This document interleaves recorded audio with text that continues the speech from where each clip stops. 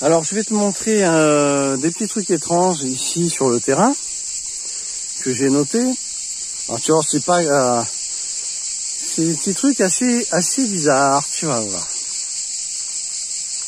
Alors par exemple les séquoias, il y a un truc qui est très bizarre chez les séquoias, c'est qu'il y a tout un tas de petits escargots qui se mettent tous là, et ben ils sont bien collés. C'est bizarre. Et c'est sur tous les bâtons. Regarde comme c'est bizarre. Ils sont tous là. C'est des espèces, on dirait des petits coquillages de mer. Attends. Voilà. On dirait des petits coquillages de mer. Et c'est pareil, ils sont... Tiens, il y en a un qui est tombé là, mais regarde. Il faut vraiment forcer. Et... Alors, tu as peur de les casser, tu vois. Ils tiennent, mais trop bien, tu vois. Ah, je tire fort les pauvres, mais je veux pas leur faire de mal. C'est quand même assez étrange. Et puis on les a. Surtout, regarde comme c'est bizarre. C'est quand même bizarre. Alors, il n'y en a pas beaucoup. Ils se mettent tous là. Là, regarde lui. Pareil. Il faut forcer un peu. Et qui restent là. On ne sait pas pourquoi ils font ça. Trop strange. Eux, c'est plutôt des... En général, c'est des fois des escargots. Alors, je vais te montrer un autre truc. Après, étrange. Alors, attends, voilà.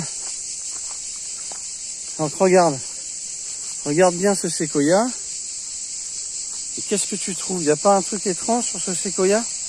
Regarde bien. Eh bien, je vais te le dire. Voilà. Regarde, il y a ça. Eh bien, ça, c'est une pousse de roseau. C'est-à-dire que ce bout de bois qui était mort, qui était coupé, je l'ai mis en terre pour faire un tuteur à notre séquoia. Et en fait, il repart. C'est incroyable. C'est incroyable. Comme dit Ian Malcolm dans Jurassic Park, la vie trouve toujours un chemin. Eh ben, c'est pas des blagues. C'est quand même pas incroyable, ça. C'était un bout de bois mort et il repart. Et je peux te montrer ça sur un autre roseau aussi. Tu vas voir, on va aller par là-bas.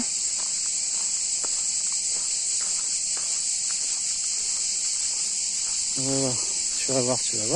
On va aller voir les petits bébés. Séquoia. Les sempervirens.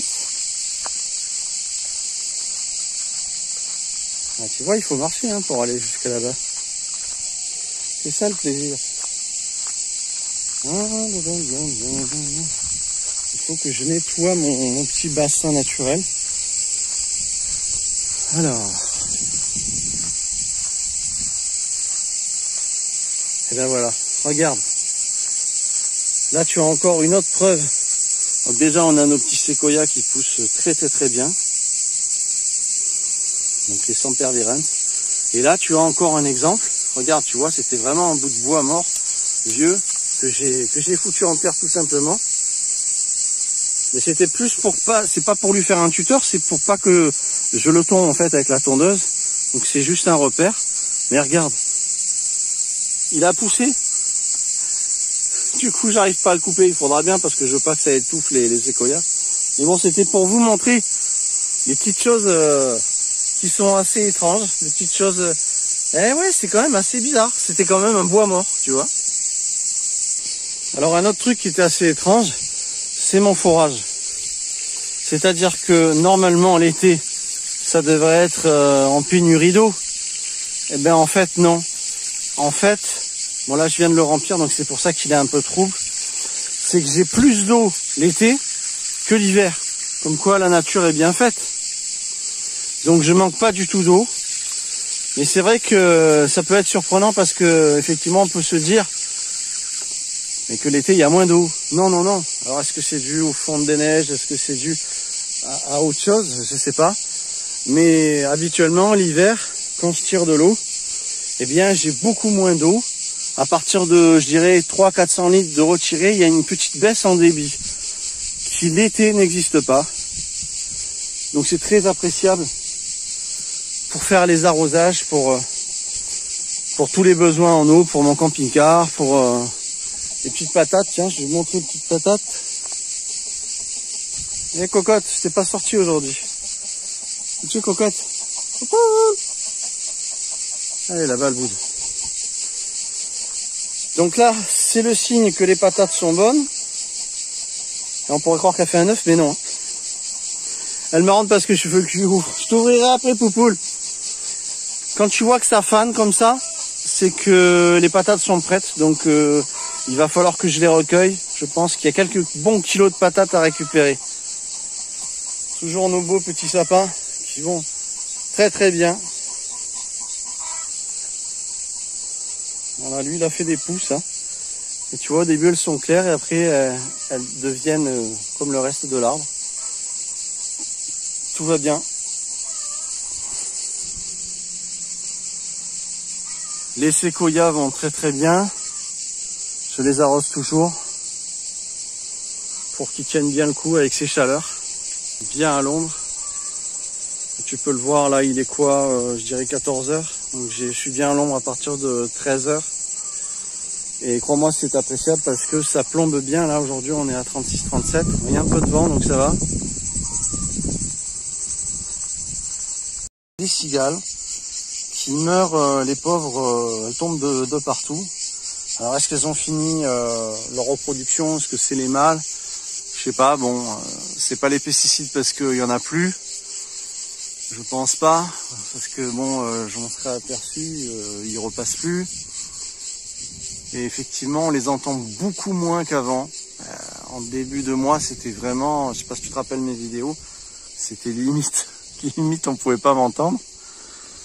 Et puis là maintenant, ben ça s'est nettement calmé. Attends, on est quoi là, fin de l'après-midi, c'est normalement beaucoup plus gai que ça au niveau champ. Et puis tu vois, regarde, elles sont...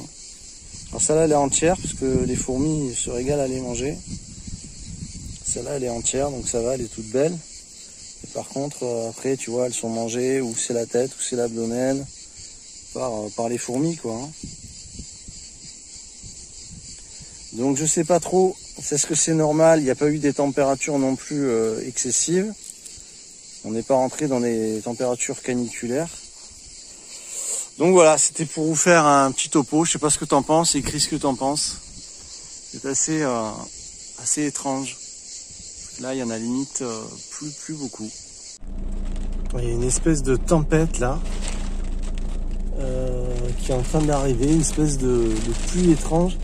Et je sais pas si vous voyez, il y a plein de petites aiguilles de pin qui volent tellement ça souffle. Ouais, on les voit là, les petites aiguilles qui... Wow! Bel éclair. Ouais, donc là... Là, ça cartonne un peu.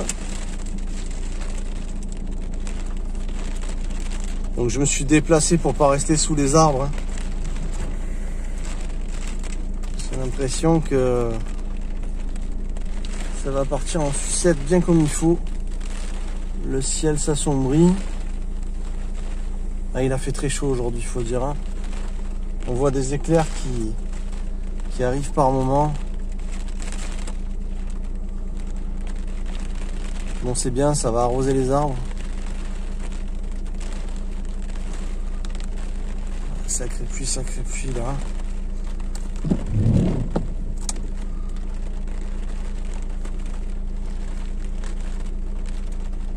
C'est pas tant impressionnant, mais il y a des espèces de rafales très fortes qui arrivent. Donc bien sûr, hein, quand il y a ce genre de temps, ne pas rester sous les arbres, hein, vous le savez, parce qu'il peut y avoir un éclair qui tape dessus, qui désintègre l'arbre, et donc vous pouvez vous prendre ça sur votre véhicule. C'est un peu chaud quoi. C'est un peu chaud. Beaucoup de vent et ça s'arrête. Et des fois ça arrive qu'il y a de grosses rafales encore plus fortes. Hein, les éléments sont assez imprévisibles. Et ça fait partie effectivement d'événements assez étranges qui arrivent de temps en temps. Tu t'y attends pas et puis bam, ça cartonne. Ouais, ça tombe pas mal. Hein. Ah, ça charge un peu. Ah, ça fait du bien à la terre, ça.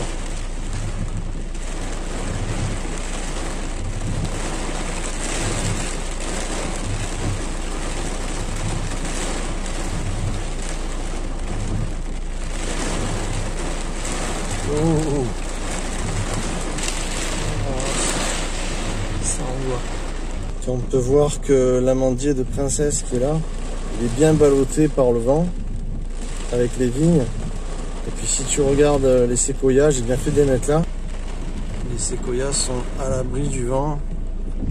Ils tanguent pas autant que sur les côtés, quoi. Oh.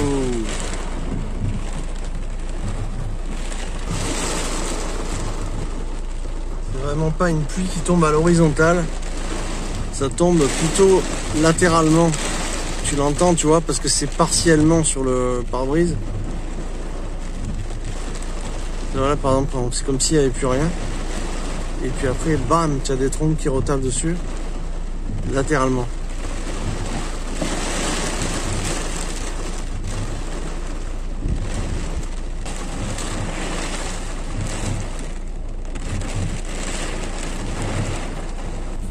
On voit que la pluie se balade latéralement. Hein, regarde bien au fond, tu vois l'eau se déplacer latéralement, hein, avec un sacré vent. Ouais, c'est quand même bien pas mal, quoi.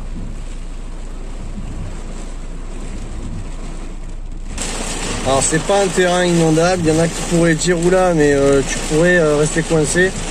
Non, non, parce que la terre est bien tassée à force de rouler. C'est pour ça d'ailleurs qu'on a énormément d'inondations dans les agricultures intensives. Finalement, c'est parce que le poids des tracteurs tasse la terre et du coup l'eau ne s'infiltre pas comme elle devrait. Il faut que la terre est spongeuse. Et c'est vrai que à Neverland, comme je roule énormément sur la terre, elle est tassée avec les voitures, les camping-cars, depuis le temps que je passe, quoi. Oula. Donc c'est un avantage de ne pas m'embourber, voilà. Oh, bel éclair. Oh, ça tonne, là. Oh. Bon, mais ça va faire du bien à la terre, tout ça, et au séquoia. Ça, c'est cool. C'est en train de se calmer, là. Bon, j'espère que cette vidéo vous a plu. C'est des petites choses qui sont simples, mais qui sont récurrentes et dont j'ai effectivement observé. Alors, c'est vrai que pour les cigales, on se demande un petit peu ce qui change. Alors, on les entend, il y en a encore quand même pas mal, mais vraiment ça a baissé. Là, on est en pleine chaleur et d'habitude, c'est encore pire au niveau du son. Voilà, donc c'est un petit peu étrange tout ça. Mettez vos avis, mettez ce que vous en pensez. C'est des petites choses, mais il faut quand même prêter l'œil à ces choses-là, sinon tu le vois pas. Moi, je vous retrouve très vite dans une prochaine vidéo qui va vraiment déchirer. Soyez sages, on se retrouve très vite.